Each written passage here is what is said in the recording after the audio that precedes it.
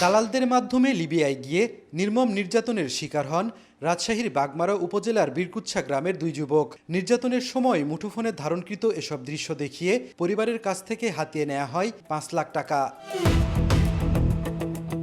চারঘাট উপজেলার বামনদিঘা গ্রামের সাইদুর ইসলাম ৫ বছর আগে ঋণ করে স্থানীয় এক দালালকে ৫ লাখ টাকা দিয়ে সৌদি আরব গিয়েছিলেন উন্নত জীবনের আশায়। সেখানে যাওয়ার পর আরেক দালাল সাইদুর সহ ৭ জনের পাসপোর্ট কেড়ে নেয়।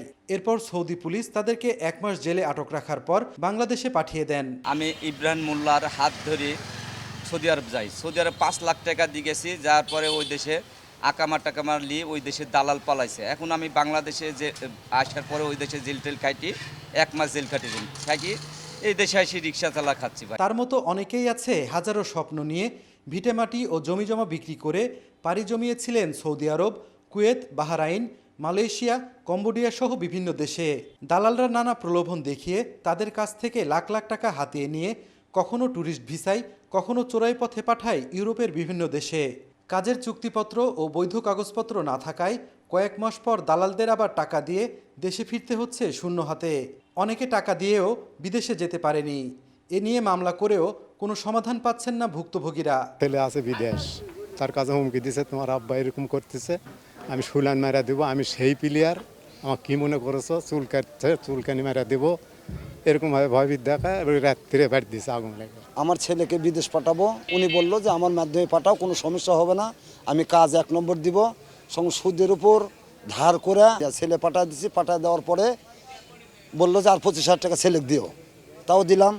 দেওয়ার পরে ওই টাকাটাও নিয়ে নিছে ওখানে। মানুষ তো ভালো থাকার জন্যই যায়, কিন্তু আমাদেরকে যাই পাঠাইছে, এই তো একটা দালাল। এই ছেলেকে পাচার করতে লাগছিল, ওই সময় এই ছেলে জীবনের ভয় চলে আসছে। মাঝে মধ্যে মনে করেন আপনি ফোন টোন দিবেন আর ও রেখে দিবেন নিয়ে, আপনি কাজ পারলে আপনি দিবেন, হল নাই। আমাকে পাঠাচ্ছে এমনভাবে পাঠাচ্ছে যাতে ট্যুরের ভিসা, যে বিষয় হলো যাই ঘুরিয়ে চলে আসা লাগবে, কোনো কাজ নেই। অনেক আশা করে পাঠানো হয়েছিল, এখন সব আশায় তো শেষ হয়ে গেল। আমি জমা বন্ধক রেখে ঋণ ফিন করে কিস্তি টাকা তুলে পাঠিয়ে দিছিলাম, পরে আবার ঋণ করে আমি বাতিল আসলাম। 2 লাখ টাকা দেওয়া হয়েছে। দেওয়ার পরে যখন আমি ভিসা চাই বা কথাবার্তা বলি, কোনো কথা বলে না, করতে করতে আমি পালায় ঢাকাত যাই। অবশ্য অনেক দালাল এ অভিযোগ অস্বীকার করেন। শুধু আমি পরিচয় করে দিয়েছিলাম, এই আমার অপরাধ। ওরা হলো জাস্টিফাই করে দেখতেছে, তদন্ত করে দেখতেছে আমি হলো দোষী কিনা। ওনারা তো দোষ আমার খুঁজে পাইনি। রাজনীতিক এটা একটা প্রতিহিংসা করে আমার বিরুদ্ধে অনেক ৪-৫টা মামলা দিছে। মামলাতে বিজ্ঞ আদালত আমাকে রায় দিছে, এটা মিথ্যা অভিযোগ। মানব পাচারকারীদের বিরুদ্ধে আইনগত ব্যবস্থা নেয়ার আশ্বাস পুলিশের। আর জেলা কর্মসংস্থান ও জনশক্তি অফিস বলছে, দালালদের কাছ থেকে সচেতন না হলে এই সংকট উত্তরণ সম্ভব নয়। অভিযোগ যদি আমাদের কাছে আসে, সাথে সাথে এটা আমরা নিয়ে অভিযোগ মামলা নিই।